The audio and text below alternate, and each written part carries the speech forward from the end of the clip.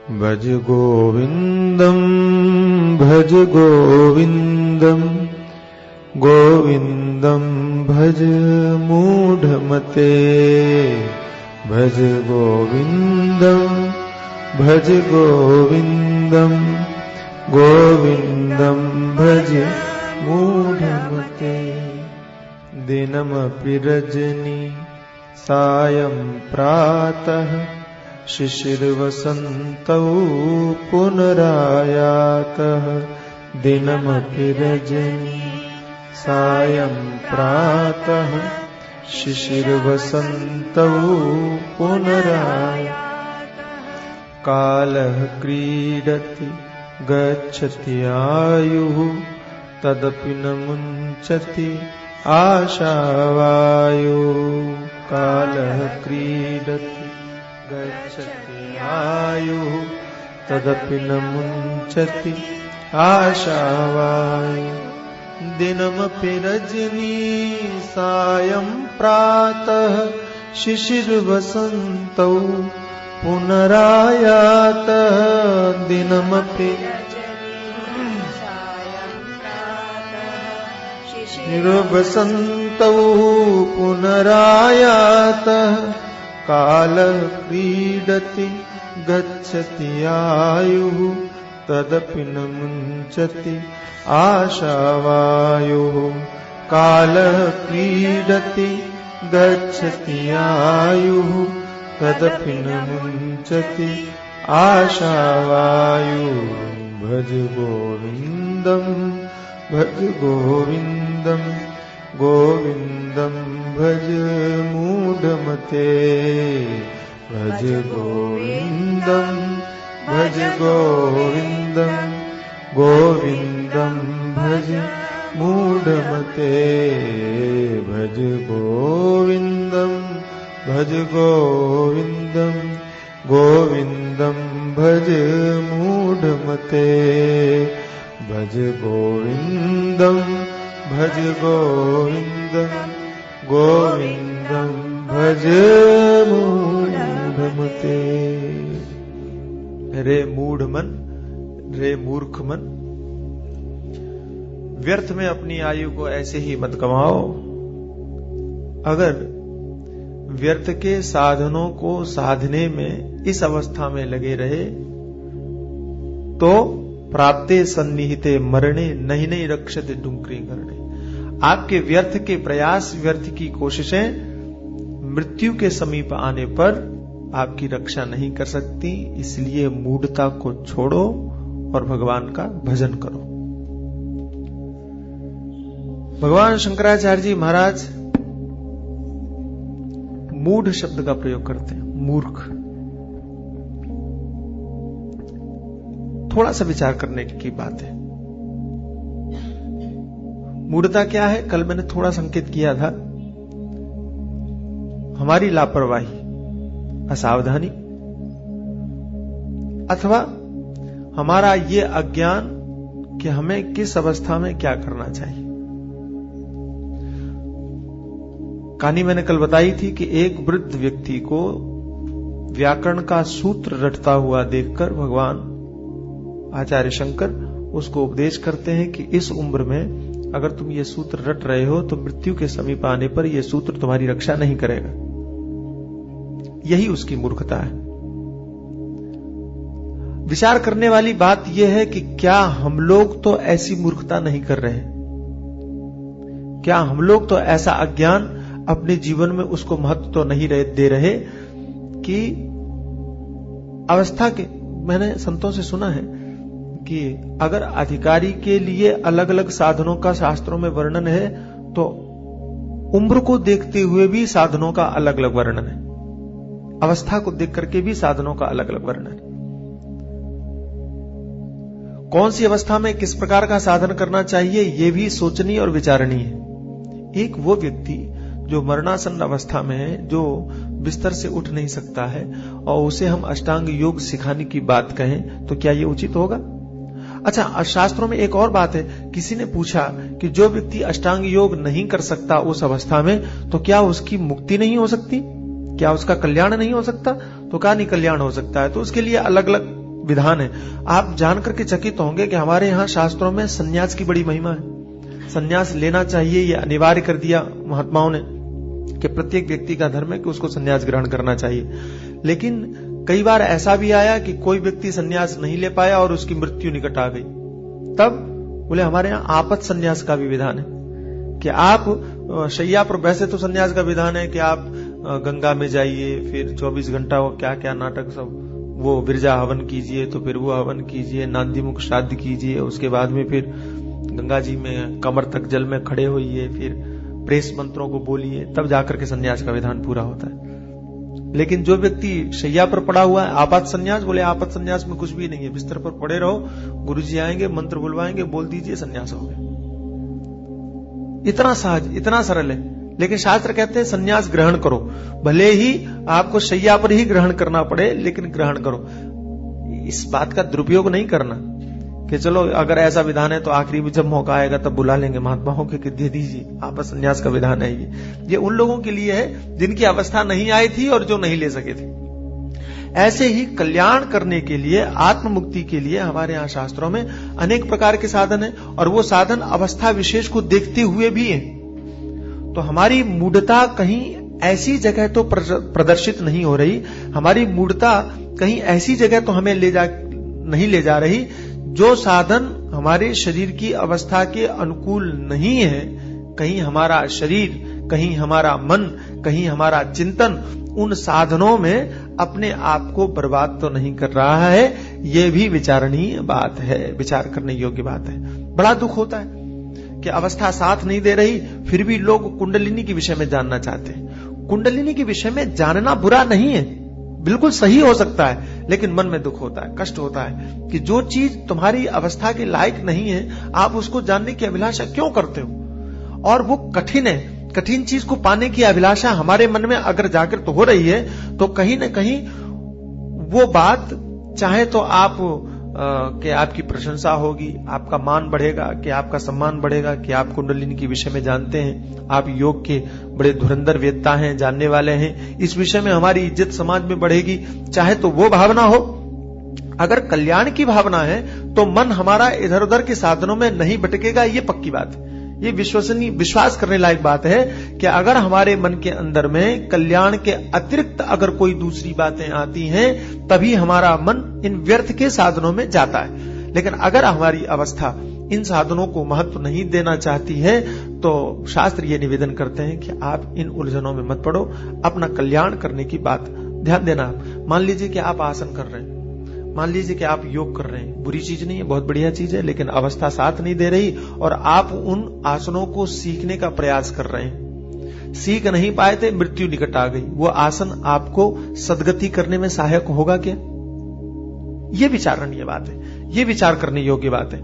उसी जगह पर, उस अवस्था में अगर कोई व्यक्ति भगवान का भजन कर रहा है, चिंतन कर रहा है, परमात्मा का स्मरण कर रहा है, और परमात्मा का स्मरण करते करते शरीर छूट गया, उसे आसन नहीं आता, उसे प्राणायाम नहीं आता, उसे कुछ भी नहीं आता, लेकिन वो भगवान का स्मरण कर रहा था, स्मरण करते करते शरीर छूट गया, तो उसकी सदगति होगी कि नहीं होगी?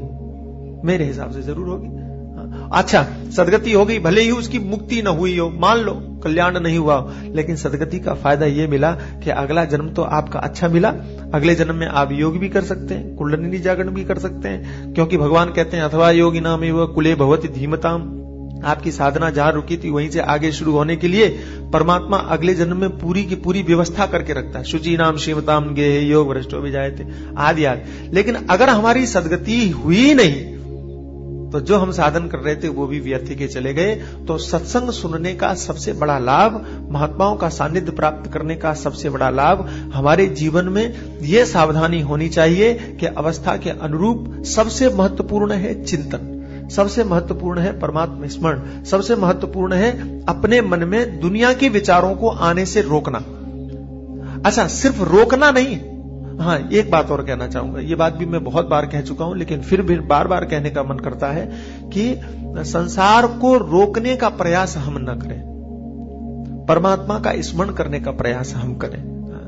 ये बहुत बहुत महत्वपूर्ण बात है, और हमेशा मैं बार बार इस बात पर जोर इसलिए देता हूं क्योंकि आवश्यक है। इसलिए हमारी सारी साधनाएं, हमारी सारी कोशिशें संसार को रोकने के लिए होती हैं, जबकि मेरा अपना सोच है और शास्त्रों का भी यही सम्मत विचार है कि व्यक्ति को संसार को रोकने का प्रयास बाद में, परमात्मा का चिंतन करने का प्रयास पहले करना चाहिए। और मेरी मान्यता यह है कि अगर आप परमात्मा का चिंतन करते हो तो संसार अपने आप ही छूट जाएगा।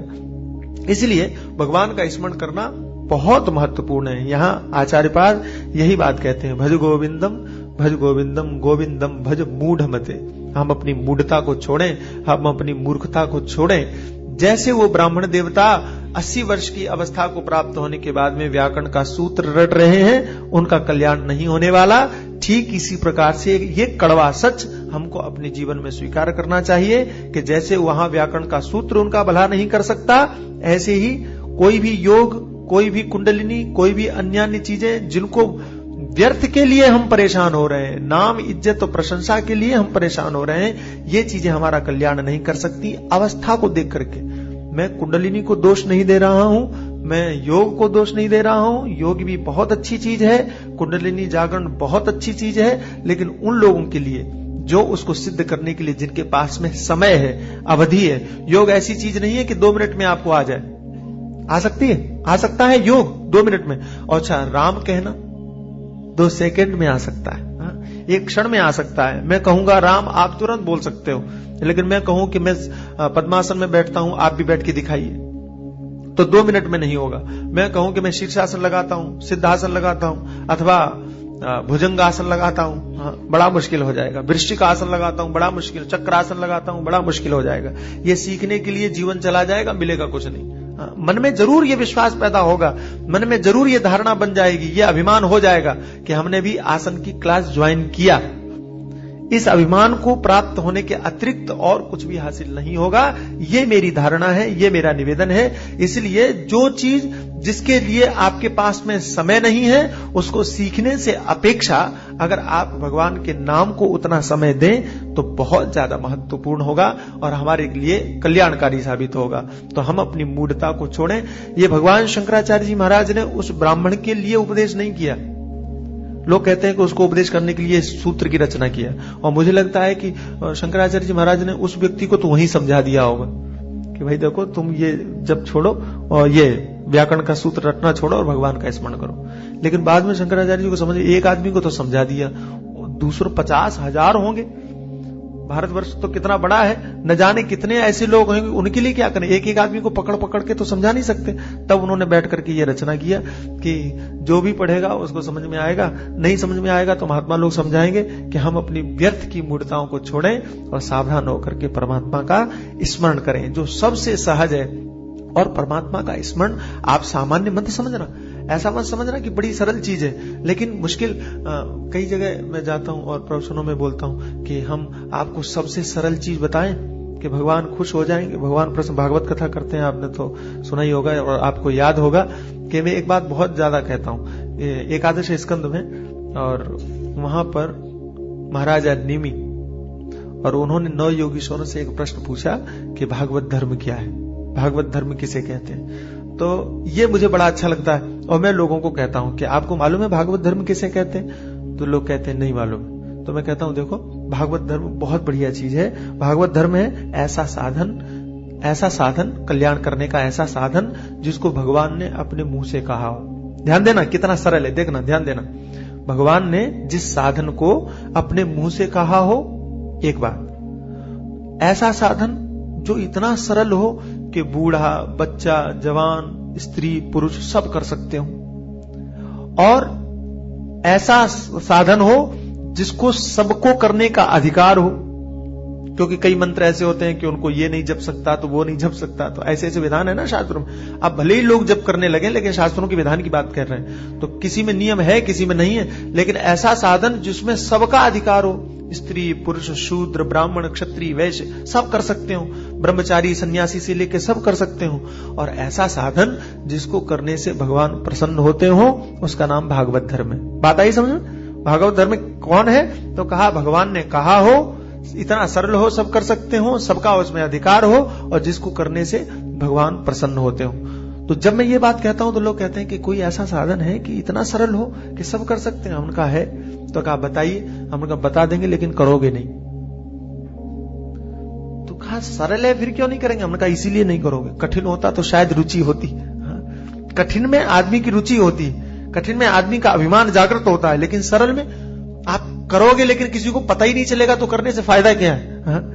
इतना सरल है कि किसी को मालूम ही नहीं पड़ेगा कि हम कुछ कर रहे हैं, तो उसमें अभिमान जागृत नहीं होगा ना, इसलिए आदमी करता नहीं। तो लोगों ने कहा नहीं आप बता दीजिए। तो हमने कहा ठीक है, भागवत में ही है, कायेन वाचा मनसेन्द्रियैर्वा बुद्ध्यात्मना वा प्रकृतिर स्वभावात् करोमि यद्यत् सकलम परस्मै नारायणायेति समर्पयामि, है ना, वहां है समर्पयेत। कितना सरल है, कितना सरल है, कुछ नहीं करना है। ये ऐसा साधन, ये भागवत धर्म है, ये ऐसा साधन है जिसको भगवान ने अपने मुंह से कहा है, यद करोष यदश्नास यद जुहोस ददास यद तपस्या कौन्तेय तत्कुरुष मदर्पणम। ये भगवान ने अपने मुंह से कहा, ये हो गया। सरल इतना है कि बूढ़ा से लेकर के बच्चे तक हर कोई कर सकता है। करना क्या है? करना कुछ नहीं है, आप जो कर रहे हो वो भगवान को अर्पित कर दो, यही तो है। जो कुछ भी कर रहे हो वहां अलग से करने के लिए कोई विधान नहीं है कि आप इतना समय निकालिए, कि आप ये कीजिए, कि आप वो कीजिए, ऐसा कहीं विधान नहीं है। जो आप कर रहे हो वो भगवान को अर्पित करते जाओ, ये सीधा सा सरल सा साधन है। भोजन कर रहे हो भगवान को अर्पित कर दो, जल पी रहे हो भगवान को अर्पित कर दो, कपड़े पहन रहे हो भगवान को अर्पित कर दो, यात्रा शुरू कर रहे हो भगवान को अर्पित कर दो, यात्रा में सफलता हुई भगवान को अर्पित कर दो। प्रत्येक कार्य बस आपको अर्पण बुद्धि से करना है। लोग इसमें भी चालाकी कर जाते हैं। समस्या तो ये है, मैं गुजरात में कथा कर रहा था, वहां जब ये बात कही तो दोबारा गया तो एक सज्जन ने हमसे कहा था कि मैं जरूर करूंगा इसको। तो अगली बार जब मैं गया तो मैंने पूछा कि आपने ये किया, अर्पण वाला कार्य किया? बोले हाँ किया। तो हमने कहा कैसे किया? तो कहा कि बहुत ईजी है, मैंने तो कोई कठिन नहीं हुआ, आप कह रहे थे कठिन, हमें तो कठिन नहीं लगा। तो हमने कहा करते क्या थे आप? तो कहने लगे दिन भर के काम जब सोने चलूं रात में तब अर्पित कर दूं, आज दिन में जो कुछ किया वो सब भगवान के चरणों में अर्पित। जब और जो रात में शाम से लेकर के सुबह तक जो कार्य हो वो सवेरे उठूं और अर्पित कर दूं, रात में जो कुछ भी अच्छा बुरा हुआ सब भगवान के चरणों में अर्पित। हमने कहा इसमें भी चालाकी? अरे भाई प्रत्येक कार्य को करने के बाद अर्पण करना था, ताकि हर कार्य के बाद भगवान का स्मरण होता रहे। तो उन्हें सब इकट्ठे ही कर लिया। इसमें बुद्धि मत लगाओ। यहां शास्त्र का तात्पर्य यही है कि छोटे छोटे कर्मों को अर्पित करने के बाद जब आप भगवान को अर्पित करोगे तो आपके मन में भगवान की याद आएगी, परमात्मा का स्मरण होगा। क्योंकि जब आप अर्पण करोगे तो किसको अर्पण करोगे? भगवान होने चाहिए ना। तो भगवान को याद करोगे, भगवान के चरण कमलों को याद करोगे, उसके बाद में जब अर्पण करोगे तो बस प्रत्येक कार्य के बाद में भगवान का, शास्त्रों का यही तात्पर्य है कि आप सदैव भगवान का स्मरण करें, कल्याण हो जाएगा। इतना सरल है, सब कोई कर सकते हैं, लेकिन फिर भी आदमी इंसान नहीं कर पाता है। तो आप ऐसा मत समझना कि भगवान का स्मरण छोटी चीज है, भज गोविंदम गोविंदम भज मूढ़मते। ये इतना सरल है कि इसको सब कोई कर सकता है, तो इसकी महिमा नहीं होगी। महिमा तो बहुत है, लेकिन हम इसकी महिमा से परिचित नहीं है। अथवा और बताएं आपको, परिचित हैं हम, लेकिन कारण वही पड़ता है कि अगर हम सिर्फ गोविंद नाम स्मरण करेंगे, अगर सिर्फ हम भगवान का नाम स्मरण करेंगे, तो हमारे अभिमान को पोषण कैसे होगा? अभिमान का पोषण कैसे होगा? अभिमान को बढ़ाने वाली चीजें हमें कैसे मिलेंगी? भगवान का स्मरण तो सरल है, इसमें लोगों को कैसे पता चलेगा कि हम कुछ कर रहे हैं? इसलिए हम कर नहीं पाते। सरलता वाला कार्य, सहज कार्य जो है वो हमारा मन स्वीकार नहीं करता है। लेकिन भगवान शंकराचार्य जी महाराज कहते हैं कि देखो भाई, कठिन कार्य करो, हम उसकी बुराई नहीं करते या गलत नहीं करते, लेकिन अगर तुम कल्याण करना चाहते हो तो विवेकी आदमी, बुद्धिमान व्यक्ति वही है जो अपने सिर्फ और सिर्फ कल्याण की बात देखे, कल्याण की बात करे। रास्ता कितना भी कठिन हो, रास्ता कितना भी सरल हो, जिसको लक्ष्य तक पहुंचना है वो रास्ते की सरलता और कठिनाई को नहीं देखता है, सिर्फ लक्ष्य को देखता है। वहां इज्जत मिलेगी कि नाम मिलेगा कि वो कुछ नहीं, हमें पहुंचना है वहां, उससे मतलब है कि नाम इज्जत से मतलब है, किसी से मतलब नहीं है। जिसे अपना कार्य करना है उसे अपना काम करना है। ठीक इसी प्रकार से साधक वे ही हैं, योग्य साधक वे ही हैं जो अपने उद्देश्य को लेकर के चलते हैं, जिनके मन में सिर्फ ये संकल्प है कि हमारा कल्याण होना चाहिए। और भगवान शंकराचार्य जी कहते हैं कि आप परमात्मा का स्मरण करो, इसी में तुम्हारा कल्याण है। नहीं करोगे तो दिनम रजनी सायं प्रातः शिशिर वसंतौ पुनरायात। हमारा पूरा जीवन ऐसे ही जा रहा है, समाप्त हो रहा है। देखो, मैं रात में सोच रहा था कि भगवान शंकराचार्य जी ने कहा दिन गया रात गई, मैंने कहा इसको थोड़ा और छोटा करो, थोड़ा और छोटा करो। 1 सेकंड कीमती होता है कि नहीं? 1 क्षण। अच्छा, प्राणों को निकलने में कितना समय लगता है? क्षण भी नहीं लगता होगा मुझे लगता है। अगर निकलना है तो बस श्वास जो बाहर गया, जरूरी नहीं कि वो अंदर वापस जाए, उसी समय पर प्राण निकल गए। तो वो क्षण भी कीमती है कि नहीं? अच्छा, मान लो कि प्राणों को निकलने का समय हमें मालूम नहीं है, जानकारी हमें नहीं है, लेकिन अगर हमने ठान लिया कि हमको परमात्मा स्मरण करना है सदैव, भगवान का चिंतन करना है सदैव, आत्मचिंतन करना है सदैव, और जिस समय आप आत्मचिंतन कर रहे थे, भगवान का चिंतन हो रहा था, उसी समय प्राण निकल गए, तो वो एक क्षण ही आपके लिए कीमती हुआ कि नहीं हुआ? विचार करने योग्य बात है। आप ऐसा मत सोचो कि आपके पास में पूरा दिन पड़ा हुआ है, आप ऐसा मत सोचो कि आपके पास में पूरी रात पड़ी हुई है, पूरा जीवन पड़ा हुआ है। कई लोगों के मन में ये भ्रांतियां हैं कि अभी आत्मकल्याण की क्या जरूरत है, अभी तो पूरी जिंदगी पड़ी हुई है। ये भ्रांति है, सबसे बड़ी भ्रांति है। कैसे आप गारंटी ले सकते हैं जब श्वास जो बाहर गया है, अंदर जाने की आप गारंटी नहीं ले सकते हैं? तो ये विश्वास अपने मन को आप कैसे दे सकते हैं कि पूरा जीवन पड़ा हुआ है, कभी भी कल्याण कर लेंगे? नहीं नहीं। तो मैं विचार कर रहा था, रात में सोच रहा था कि एक क्षण हमारे लिए कीमती है, एक क्षण। अच्छा, वो क्षण कब गुजर जाता है पता चलता है? श्वास कितनी बार बाहर गई, कितनी बार अंदर गई मालूम पड़ता है? महसूस नहीं होता। और वो क्षण निकलते निकलते निकलते निकलते 60 सेकंड गुजर जाते हैं, 1 मिनट हो जाता है, 1 मिनट गुजर जाते हैं। 1 मिनट में न जाने कितनी बार भगवान का हम नाम ले लें, न जाने कितनी बार मुक्ति का साधन हम अपने अंदर में इकट्ठा कर लें। हमारे गुरुदेव कहते हैं कि भगवान का नाम स्मरण करना यानी आप अपना बैंक बैलेंस बढ़ा रहे हैं, बैंक बैलेंस को उसमें वृद्धि कर रहे हैं, आप अपनी जमा पूंजी बढ़ा रहे हैं, वृद्धि कर रहे हैं। कितना स्मरण कर सकते हैं। और वो बड़ा सरल उपाय बताते हैं। मैं छोटा ही था जब उनके साथ में था, और एक जगह गया तो उन्होंने कहा कि भगवान का चिंतन करना चाहिए। तो कहने लगे, स्वामी जी चाहते तो हैं, लेकिन भगवान का चिंतन कैसे करें, समय नहीं मिलता, टाइम नहीं मिलता। तो महाराज भी बड़े विचित्र, उन्होंने कहा अच्छा एक बात बताओ, तुम नहाते हो कि नहीं नहाते हो? तो कहने लगे नहाते। बोले नहाते नहाते समय कितना टाइम लगाते हो? बोले आधा घंटा तो लग ही जाता। जल डालना शुरू किया, स्नान वगैरह किया, फिर कपड़े पड़े पहुंचे, शरीर को पहुंचा, फिर दूसरे कपड़े पहने, आधा घंटा लग जाता। बोले आधा घंटा में करते क्या हो नहाने के अलावा? बोले नहाता हूं और क्या करता हूं। तो कहने मुंह से क्या करते हो? बोले कुछ नहीं। बोले उसी से मैं भगवान का नाम स्मरण करना शुरू कर दो, हरे राम राम राम हरे हरे, हरे कृष्ण नहाते जाओ और जप करते जाओ। तो आधा घंटे में आप कितनी बार जप करोगे? स्वामी जी ने पूछा, गिनती करके बताओ जरा। 30 बार जप करोगे? ज्यादा ही होगा, 7 सीधा 50 बार जप करोगे। और ये नाम बड़ा विचित्र है, हरे राम राम राम हरे। ये ऐसा मंत्र है जिसमें 16 बार भगवान का नाम ही नाम है, 16 बार। तो एक मंत्र में 16 बार, आपने नहाते नहाते 50 बार जप किया अथवा 100 बार जप किया तो कितना हो गया? 1600 बार। अब आप सोचो जरा कि एक दिन में 1600 बार आपने जप किया, 10 दिन में कितना हुआ, फिर महीने भर में कितना हुआ, फिर साल भर में कितना हुआ, हिसाब नहीं लगा पाओगे। जिंदगी में जितना पैसा इकट्ठा नहीं करोगे उससे ज्यादा आपका भगवान का नाम जमा हो जाएगा, पूंजी हो जाएगी। ये आधा घंटा नहाने की बात है सिर्फ। अब आप सोचो कि अगर भगवान शंकराचार्य जी महाराज की बात मान करके हम प्रत्येक क्षण में परमात्मा का स्मरण करना आरंभ कर दें तो 1 मिनट, फिर 60 मिनट, माने 1 घंटा, फिर वही 24 घंटे। और बताएं आपको, बड़ी विचित्र महात्मा लोगों की जो प्रक्रिया है वो बड़ी विलक्षण है।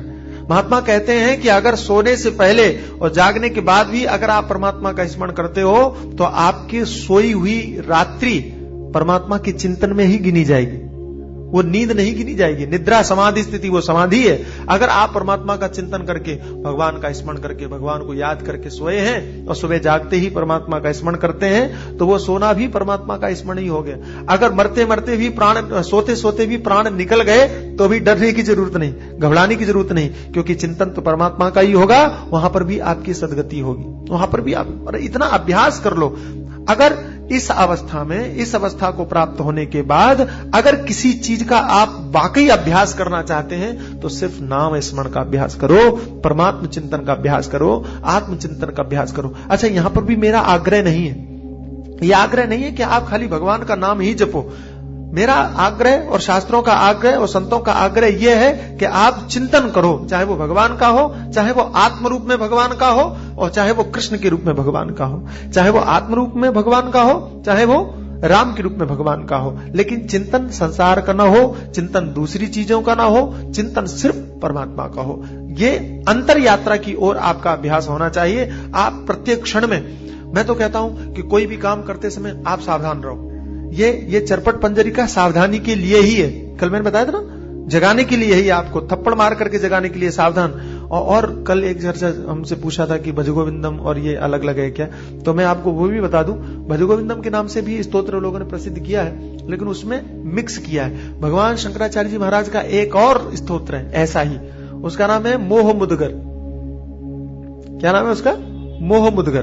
तो मुदगर माने होता है गदा, तो मोह को मारने के लिए गदा बनाया है भगवान शंकराचार्य जी ने, कि अगर आपका मोह नहीं छूट रहा है, अगर आपके मोह को छूटने में परेशानी है, तो हम आपको ये गदा देते हैं, उसका प्रहार कीजिए, मारिए और मोह खत्म, छूट जाएगा। तो कुछ श्लोक उसके लिए, और ये है चरपट पंजरिका, ये थप्पड़ मार करके आपको जगा रहे हैं। हाँ?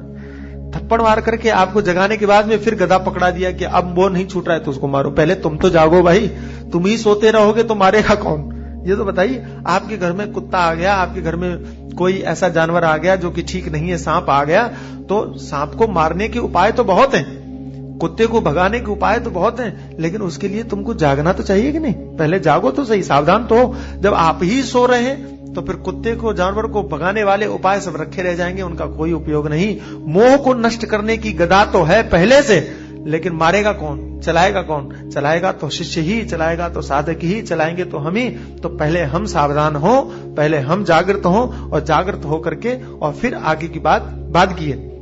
भगवान शंकराचार्य जी कहते हैं आप सावधान हो, आपके सावधान होना आवश्यक है, प्रत्येक क्षण आपकी सावधानी जरूरी है। देखो, विचार करो हर क्षण में, अथवा हर थोड़ी थोड़ी देर के बाद में आप याद करते रहो। जैसे रोगी आदमी के लिए डॉक्टर कहता है कि हर 15 मिनट में पानी पीना चाहिए, कि हर 3 घंटे के बाद में ये दवाई लेनी चाहिए, तो आप इतना सावधान रहोगे। और वो कहते हैं टाइम से लेना भाई, याद रख करके लेना, गलती मत करना, भूल मत जाना। और अगर रोगी भूल जाए तो दूसरों को कहते हैं याद दिला देना भाई, ये भूल ना जाए, क्योंकि रोगी ये भूल सकता है। तो यहां पर महात्मा भी यही कहते हैं कि हम हैं रोगी, संसार का रोग हमें लगा हुआ है, भव रोग लगा हुआ है, नींद का रोग लगा हुआ है, और इससे अगर छूटना चाहते हो तो हर क्षण में याद रखो परमात्मा, यही नाम, यही औषधि है। भगवान का जो नाम है यही औषधि है, यही दवा है इस रोग से छूटने की। तो हर क्षण में याद रखो। नहीं हर क्षण में रख सकते हो याद भाई, तो हर तीसरे घंटे में याद कर लो कि तुमने भगवान का स्मरण किया कि नहीं, भगवान का चिंतन किया कि नहीं। थोड़ा थोड़ा, थोड़ी थोड़ी देर में याद करते रहो। हे प्रभु, स्वामी राम सुखदास जी महाराज कहा करते थे, हे प्रभु मैं आपको भूलूं नहीं। क्या प्यारी बात है। परमात्मा के सामने बैठ करके तुम कहो तो सही। अच्छा, एक और बात बताएं, संसार में रोगियों को याद दिलाने का काम घर के लोग करते हैं, और परमार्थ में याद दिलाने के लिए काम 2 लोग करते हैं। एक तो महात्मा, तुम नहीं चाहोगे तो भी याद दिलाएंगे, नहीं मन में होगा तो भी कहेंगे कि भाई भगवान का स्मरण करते रहना, परमात्मा को याद रखना, भूल मत जाना। और महात्मा कहते हैं कि अगर हम न मिले कहीं याद दिलाने के लिए, मान लो कि तुम यहां नहीं आ पाए, किसी काम में उलझ गए, कहीं बाहर चले गए, तो कौन याद दिलाएगा फिर? तो कहा कि भगवान है, उसको कह दो, तुम उसको जिम्मेदारी सौंप दो कि हे प्रभु, जीवन तो हमने तुम्हें दे ही दिया है, लेकिन एक काम हम आपसे चाहते हैं, एक प्रार्थना है, आप इतना काम हमारा कर दीजिए। भगवान कहेंगे क्या? बोले बस आपको मैं हमेशा याद करता रहूं, ये याद दिलाते रहना। हमारे वश में तो है नहीं, हमारा मन तो संसार में इतना उलझा हुआ है, इतना भ्रमित है कि हम चाह करके भी आपको याद नहीं कर, चाहते तो हैं। अच्छा, एक और बात बताएं, ये भी मैं मानता हूं कि सत्संग करने वाले लोग ज्यादातर ये चाहते हैं कि भगवान का स्मरण होता रहे, परमात्मा चिंतन होता रहे, लेकिन ये माया का प्रभाव इतना है चित्त के अंदर में कि चाह करके भी याद आता नहीं है, भगवान याद आते नहीं है। अगर आप हृदय से परमात्मा के चरणों में ये निवेदन कर दें कि प्रभु हम तो याद कर नहीं पाते, आप याद दिला देना। मैं बहुत छोटा था तो आश्रम में जब था, अब आश्रम में 4 बजे घंटी बज जाए, सब लोग उठ भी जाते थे 4 बजे, और हम लोग उम्र छोटी छोटी, उसमें 4 बजे कहां जा गए, ठंडी का समय, ठंडी भी वहां पड़ती। अच्छा, महाराज का नियम था कि 10 बजे से पहले सो नहीं सकते, रात को 10 बजे सो, 4 बजे उठ जाओ, 6 घंटे सिर्फ, और दिन भर या तो काम करो या फिर पढ़ाई करो, दिन में सोने का। महाराज कहते थे शास्त्रों में नियम है, दिवा स्वप्नम न कुर्या, दिन में नहीं सोना चाहिए, पढ़ने वाले विद्यार्थियों को दिन में नहीं सोना चाहिए। तो दिन में सोते नहीं थे, सिर्फ 6 घंटे। तो 4 कब बज जाए पता ही नहीं चले, मालूम ही नहीं पड़े, नींद ही नहीं खुले। अब घंटी बज जाए और मैं सोता हुआ मिलूं या और भी लोग हमारे जितने सोते तो रोज हमको दंड दिया जाए, महाराज लिखवाते थे, तुम आज लेट उठे, हाँ लिखो रजिस्टर में, इन्होंने अपराध किया, दंड दो। बड़ा बुरा लगता था। तो हमने महाराज से कहा, हमने कहा गुरुदेव हमारी तो समझ में नहीं आता है कि घंटी बज कब जाती है, मैं जगूं कैसे, मालूम कैसे पड़ेगा, हमको पता तो चले घंटी, अच्छा घंटी सुन लें और उसके बाद में न जगे तो हमारा दोष है, लेकिन ईमानदारी से कहते हैं कि हमें पता नहीं चलता है कि कब घंटी बजती। तो हमारे यहाँ एक महात्मा थे त्यागी जी, महिला संत थे वो, बहुत बहुत बढ़िया। तो उनसे जब हमने कहा अपना दुख रोया कि हम बड़े परेशान हैं, हमको मालूम ही नहीं पड़ता, तो उन्होंने कहा एक काम करो। तो क्या बोले, तुम अपने आप से कह करके सो या भगवान से कह करके सो कि हे प्रभु और आप हमको सवेरे 4 बजे जगा देना। तो हमने कहा इससे क्या होगा? बोले तुम्हारी 4 बजे नींद खुल जाएगी, तुम देख लेना, पक्का नींद खुल जाएगी और तुम जाग जाओगे। अब जागने के बाद आलस्य के बाद पड़े रहो, ये तुम्हारी गलती है, लेकिन तुम्हारी नींद खुल जाएगी। आप मानेंगे नहीं, ये बिल्कुल सच बात है। ये छोटे, जब मैं 10-11 वर्ष का रहा तब का ये अनुभव है कि मैं कह करके सोता था कि हे प्रभु मेरी 4 बजे नींद खुल जाए। आप मानेंगे नहीं कि मेरी नींद खुलती थी। अब वो अलग बात है कि मैं आलस करके पड़ा रहता यह भी मनुष्य का स्वभाव है कि परमात्मा जगा देता है, उसके बाद में भी आलस्य कर जाते हैं हम। तो फिर बाद में त्यागी जी आते थे कि तुम्हारी नींद नहीं, उन्होंने कहा नींद तो खुली, लेकिन बोले नहीं उठ जाओ, उठाने के लिए आते थे। तो आप अगर ईश्वर के चरणों में निवेदन करें, भगवान से कहें कि हे प्रभु एक ही प्रार्थना है कि बस आपकी थोड़ी थोड़ी देर बाद यह सदैव याद आती रहे, अगर मैं भूल जाऊं तो आप याद दिला दो। तो ये भगवान इतने कृपालु हैं, इतने करुणालु हैं कि ये भगवान हमको याद दिलाएंगे कि मेरे लाल, मेरे बेटे, मेरे पुत्र, तुम जागो और मुझे याद करो, मेरा स्मरण करो।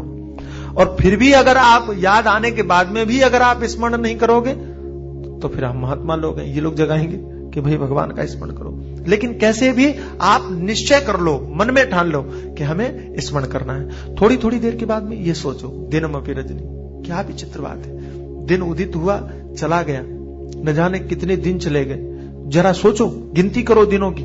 मैं तो कभी कभी चकित हो जाता हूं कि हमारी उम्र में न जाने कितनी चींटियां मर गई होंगी, कितनी कीड़ियों की जिंदगी समाप्त हो चुकी होगी, उन्होंने कितनी कीड़ियों ने जिंदगी जी ली होगी, हम अभी तक जिंदा हैं, और कितना समय हमारा निकल गया, हमने उपयोग क्या किया।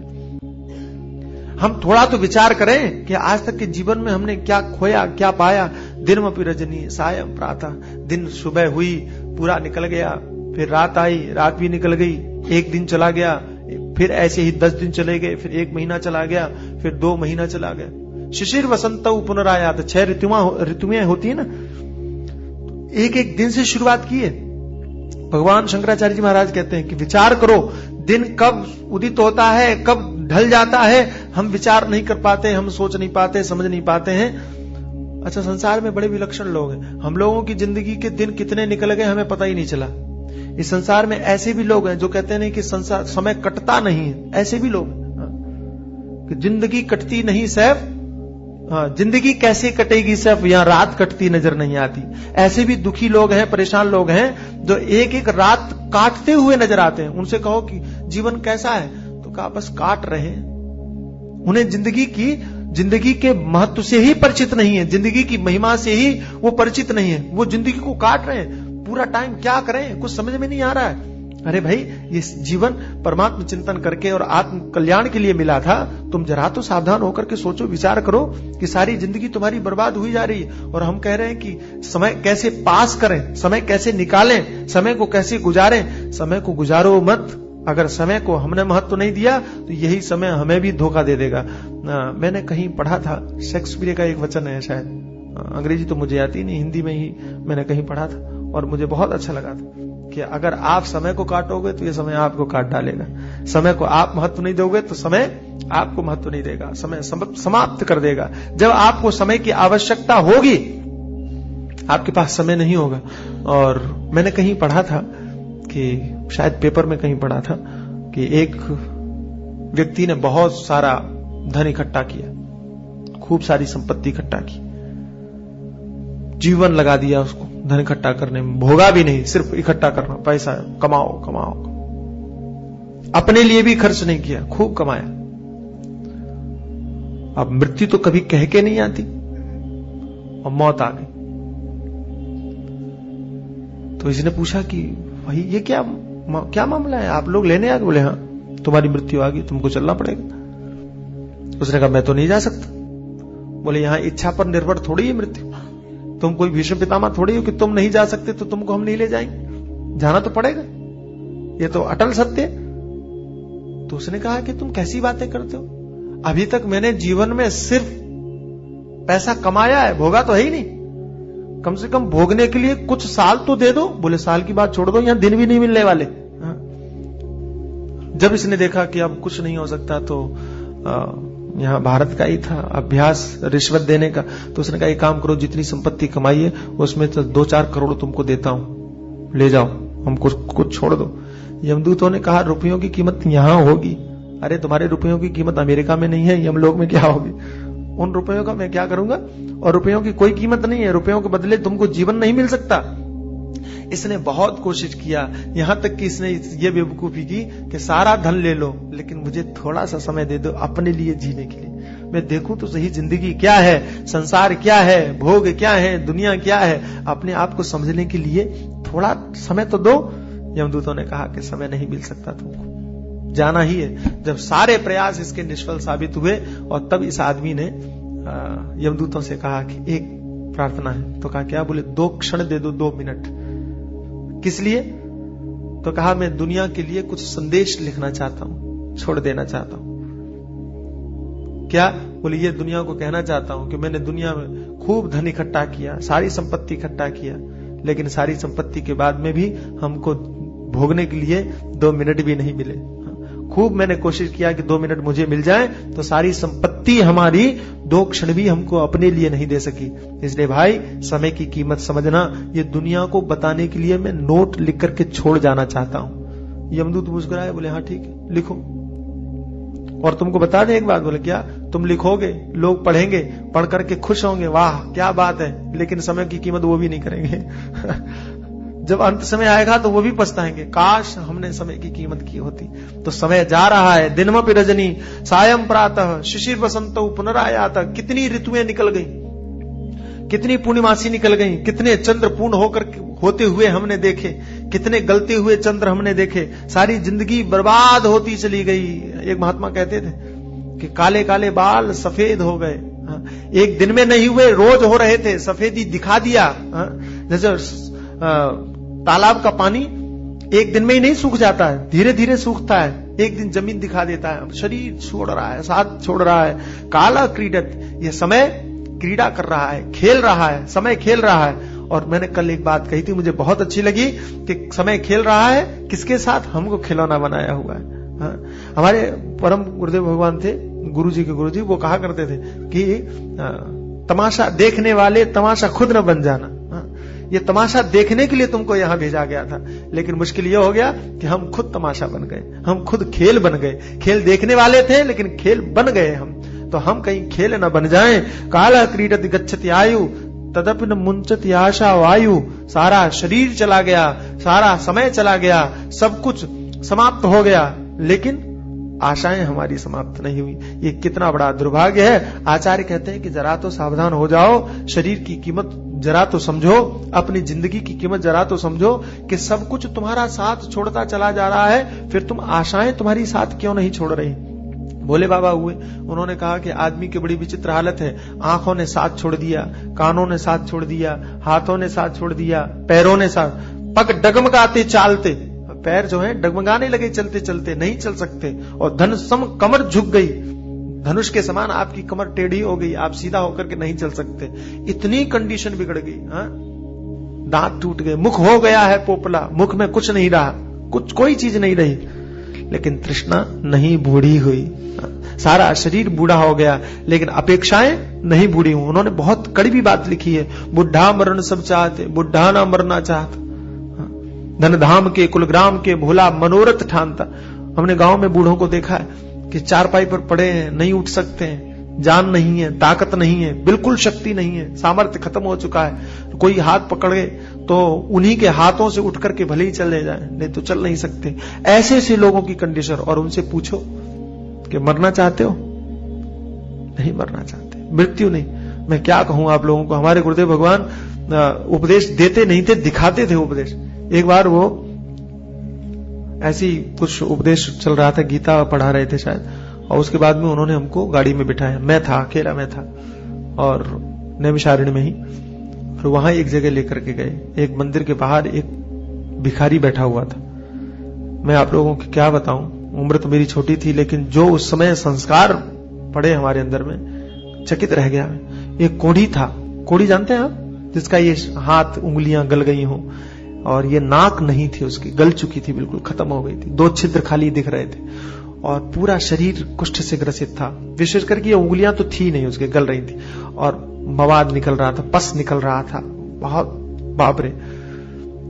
लेकिन आश्चर्य की बात यह, अच्छा कोढ़ी आदमी को आग के पास नहीं बैठना चाहिए, आग और उसके कोढ़ को बढ़ाती है, लेकिन वो तो अकेला था, और वो अकेला आदमी अपने लिए उन्हीं हाथों से, जिन हाथों को देख करके या कल्पना करके हमको घृणा आती है, उन्हीं हाथों से आटा गूंद रहा था अपने लिए रोटी बनाने के लिए। ये सारा दृश्य हम लोग दूर खड़े होकर के देख रहे थे। स्वामी जी ने कहा देखो तुम, तो मैंने कहा आप दिखाना क्या? बोले तुम देखो तो सही। और आटा गूंद करके और उन्हीं हाथों से वो रोटियां बना रहा था। आग के कारण उसका घाव और खुल जा रहा था। देख करके मैं चकित रह गया। और जब उसने रोटी वगैरह बना लिया, और तब स्वामी जी पास में गए और मुझे लेकर के गए वहां, और उससे पूछा कि तुम्हारे परिवार में कोई नहीं है? तो उसने ऐसे सिर उठा के देखा और मुस्कुराया, बोले है। कौन है? तो वो कहता है, बोले 3 लड़के हैं, मेरी पत्नी है, सब कोई है। तो स्वामी जी ने कहा तुम्हारी पत्नी है, तुम्हारा परिवार है, उसके बाद में तुम यहां अकेले? बोले नहीं नहीं, मैं भी बहुत बड़ा ऑफिसर था और मेरे पास में बहुत अच्छा धन था, पैसा था, सब कुछ था। फिर क्या हुआ? बोले मैं रिटायर हो गया, रिटायर होने के बाद में फिर ये रोग हो गया। तो पहले तो लोगों ने सेवा किया, लेकिन जब कुष्ठ रोग, अच्छा उस समय पर कुष्ठ रोग बहुत ही ज्यादा घृणित माना जाता था, लोग छूते भी नहीं थे। जब परिवार के लोगों को पता चला कि ये कुष्ठ रोग है, तो उन्हीं ने हमको छोड़ दिया, फिर हटा दिया। बोले तुम घर में रहोगे तो हम लोग भी बीमार हो जाएंगे। तो सब ने निकाल करके बाहर, पत्नी ने निकाल दिया, बच्चों ने निकाल दिया, अब मैं यहां अकेला पड़ा हूं। तो मैंने उससे पूछा, हमने कहा एक बात पूछे, बुरा तो नहीं मानोगे? बोले पूछिए। तो हमने कहा कि तुम्हारी मरने की इच्छा नहीं होती, मौत की इच्छा नहीं होती कि इस जिंदगी में, इस जीवन को जी करके तुम क्या करोगे? कहता क्या बात करते हो, ये शरीर बड़े भाग्य से मिला है, मरने की क्या बात करते हो? कायर लोग मरा करते हैं, हम मरे। मैंने कहा हद हो गई, अच्छे लोग आत्महत्या कर लेते हैं, ये आत्महत्या। फिर मैंने गुरुजी से पूछा, उनका महाराज एक बात बताओ, इसके मन में मरने की बात क्यों नहीं आती? तो महाराज ने बड़ा बढ़िया उत्तर दिया, कहने लगा अगर ये मर जाएगा तो ये कर्म भोगेगा कौन? परमात्मा तो सबका नियंत्रण रखता है ना, कि अगर ये मर जाएगा तो ये इसको जो भोगना है वो कौन भोगेगा? इसके मन में मरने की बात आएगी ही नहीं, क्योंकि इसको कर्म भोगना है। अब आप देखिए कि वो भी मरना नहीं चाहता, ऐसी हालत है। बुढ़ा मरण सब चाहते। लोगों से पूछो, हम लोग भी बातें करते समय क्या कहेंगे कि ऐसी जिंदगी से तो मरना अच्छा है, लोग बोलेंगे, लेकिन मरने की नौबत आएगी तो नहीं मरना चाहेंगे। एक आदमी तंग आ गया, बहुत परेशान हो गया और कहने लगे हे भगवान, ऐसी जिंदगी से तो मर जाऊं तो अच्छा है। आप आश्चर्य करेंगे, यमदूत आ गए और कहा चलो। बोले बड़ा मुश्किल है, अब आदमी मजाक भी नहीं कर सकता है। हम कहते हैं, हम बोलते हैं, लेकिन वास्तविकता यह है कि जीवन कैसा भी क्यों ना हो जाए, बुढ़ा मरना सब चाहते हैं, बुढ़ा ना मरना। लोग चर्चा करते हैं कि ये बूढ़ा मर जाए तो अच्छा है, लेकिन उससे पूछो जरा तो वो क्या कहेगा? धन धाम के कुल ग्राम के भोला मनोरथ ठानता। मन में ऐसी सी कल्पना जगत में वो जीता है कि बस पूछो मत, उसकी मरने की इच्छा नहीं होती। तो कहा सब कुछ चला गया, लेकिन मेरी आशा नहीं गई। मेरे बावरे मन सावधान हो जाओ, क्या करो? भज गोविंदम, सिर्फ परमात्मा का स्मरण करो, परमात्मा को गाओ।